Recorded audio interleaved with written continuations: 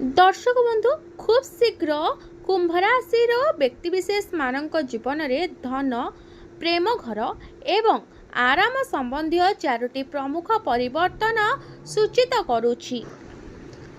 ग्रह स्थिति स्थिर नुहंती, केतेबेले समय आमको परीक्षा करे, अन्य समय रे आमको आमर कठिन परिश्रम पाई पुरस्कार करे।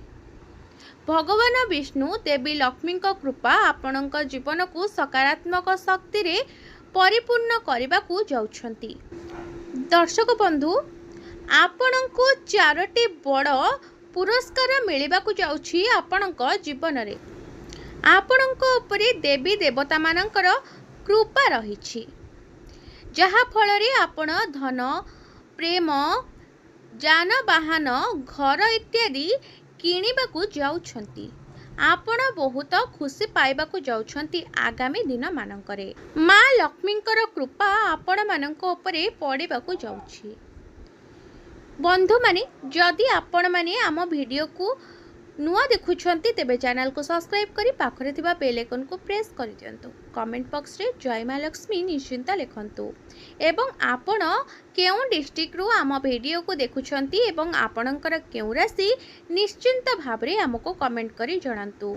जदि आपणकर कुंभ राशि तेबे हमको लाइक करंतु एवं जदि आपणकर कुंभ राशि नुहे तेबे आपणकर परिवार रे जहांकर कुंभ राशि निश्चिंत भाबरे एही वीडियोटी तांको शेयर करि दियंतु। सेमानकर चालिथिबा दुखर दिन एबे शेष हेबा पई जाउछि। कुंभ राशि रो व्यक्ति विशेष माने सबु बेले गोटिए कथा आपण मने रखंतु। आपणक चारि पाखरे थिबा लोक माने जदि आपणको ईर्षा करूछंती तेबे आपण माने सेमानक ठारू दूरे रुहंतु। आपण हेउछंती स्वतंत्र आध्यात्मिकवादी। आपण निजको हालुका भावे नियंतुनी। आपण निज भितरे एक शक्ति संचार करंतु एवं आपण सबु बेले पॉजिटिव रुहंतु। आपण कठिन परिश्रम करी आपणक जीवन रे सबु बेले आगको बढ़ी थांती, जो कारणरू आपणको पाखवाला सबु बेले ईर्षा करंती। तेणुकरी एभली लोकों को आपण चिन्हंतु एवं एमानक ठारू सदा सर्वदा दूरे रुहंतु। दर्शक बंधु, एबे जानिबा आपणक जीवन रे खुशी कौन सबू आसीबो। देखंतु, एही वीडियोटी आपणक पई एक स्वतंत्र एवं बहुत आध्यात्मिक महत्व रखे। एहाकू हालुका भाबरे आदौ भी नियंतु नाही। वीडियोटी को संपूर्ण निश्चिंत देखंतु। दर्शक बंधु, आगामी समय रे आपणक जीवन रे एक मोड़ आसीबो। आपण जेउ काम रे अटकी रहिथिले से काम गुड़िक धीरे धीरे आरंभ हेबाकू लागिबो। आपणक पई एक प्रकार रो खुशी आसीबो, जहाकू आपण केबे भूली पारिबेनी। बंधु माने, आपण मानकर बहुत बड़ गोटे प्रॉब्लम सॉल्व हेबाकू जाउछि। आपण मानक पई टंका प्रेम सहित चारोटी गुरुत्वपूर्ण शुभ खबर आसिबाकू जाउछि। प्रकृत रे परिवर्तन गुड़िक आपणक जीवन रे स्पष्ट भावरे दृश्यमान हेउछि। एहा एक प्रकृत चमत्कार। आपण दीर्घ दिन हेबो जो जंत्रणा रे रहुथिले, आपण लुचि लुचि जो दुख पाउथिले, काहाकू देखिबाकू देउनथिले, से दुखर अंत हेबाकू जाउछि। एक कालीन आपणको बहुत गुड़िए भल खबर आसिबाकू जाउछि। कुंभ राशि व्यक्ति विशेष मानक जीवन रे शांति एवं सकारात्मकता फेरिबाकू जाउछि। तेबे एबे विस्तार रे जानिबा कोन सबु परिवर्तन हेबो एवं आपण कोन सबु कले अधिक शुभफल प्राप्ति करिवे। प्रथम खुशी खबरटी हेउछि आपणकर धन एवं आर्थिक स्थिति केमिति रहिबो। कुंभ राशि लोक मानक पई आर्थिक दिगरु आगामी समय बहुत भल रहिबो। जो माने दीर्घ दिन धरी टंका पाई चिंतारे थिले, सेमानंकु किछि रिहाती मिलिबो। अटकी रहिथिबा टंका फेरिबार सुजोग आसिबो आपण मानक पाखकू। चाकरी करुथिबा लोकंकु अतिरिक्त आय किंबा नुआ सुजोग मिलिबार बहुत संभावना देखा देउछि। व्यवसाय करुथिबा व्यक्ति विशेष मानकर नुआ ग्राहक आगमन हेबार बहुत सुजोग बनिबो।